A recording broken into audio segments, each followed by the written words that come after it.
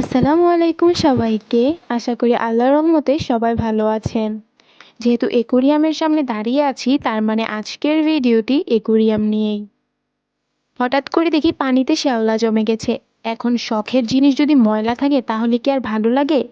তাই ফ্যামিলির সবাই মিলে কাজ শুরু করলাম। তাই ভাবলাম কেননা আপনাদের সাথেও একটু শেয়ার করা যাক। প্রথমে আর্টিফিশিয়াল ফ্লাওয়ারগুলোকে আর মাছগুলোকে সরিয়ে নেওয়া হচ্ছে।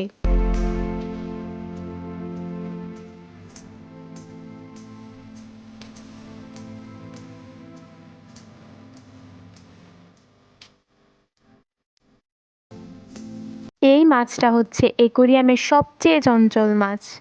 এই কারণে এটাকেই সবাই পছন্দ করে।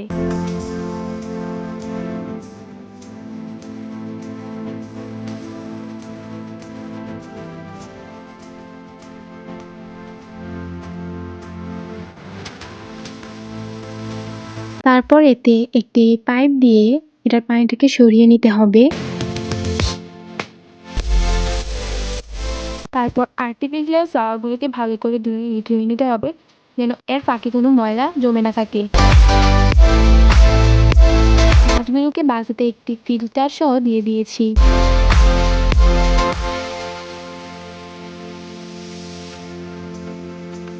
এবার পাথরগুলোকে তুলে নিতে হবে।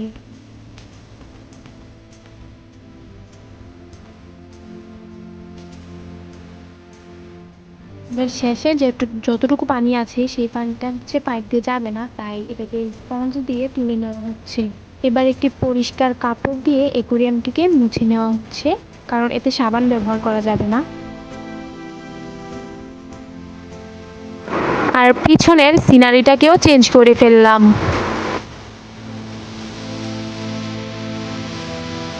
এবার পাথরগুলোকে ভালো করে ধুয়ে নিতে হবে। এবার ভিন্ন ভিন্ন পাথরগুলোকে আলাদাভাবে ধুয়ে নিতে হবে, কারণ কালো পাথরে ময়লা বেশি জমে থাকে। এবার অ্যাকুরিয়ামের পাথরগুলো দিয়ে দিব।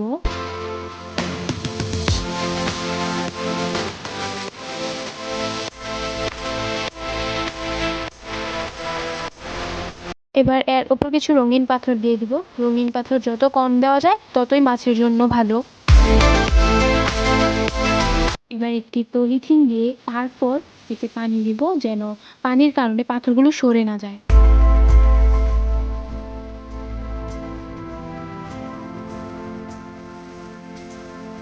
অ্যাকুরিয়ামটিকে এভাবেই ফুলফিল করা হচ্ছে পানি দিয়ে।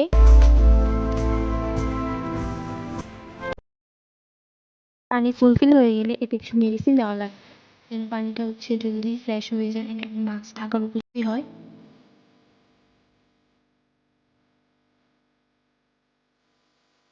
এই ব্লু ড্রপটি দেওয়া হয় যেন পানিটা জলদি স্বচ্ছ হয়ে যায়।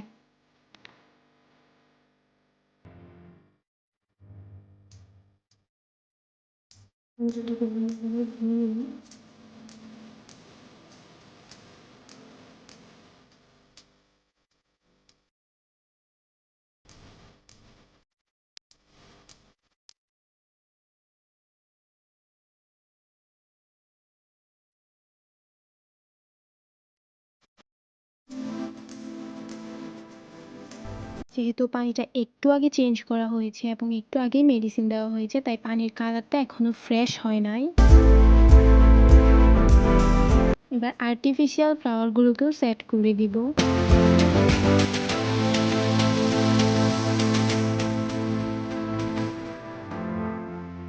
মেডিসিন দেওয়ার 10 মিনিট পরে সবগুলো মাছ আবার একুরিয়ামে দিয়ে দিব।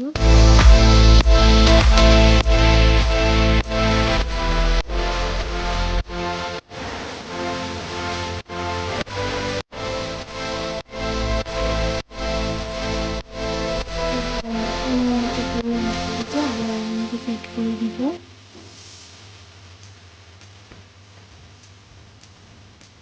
অ্যাকুরিয়ামটি সেট করার ঠিক 4 ঘন্টা পর কালারটা একদম ক্লিয়ার আসে। এটা হচ্ছে অ্যাকুরিয়ামের ফাইনাল লুক।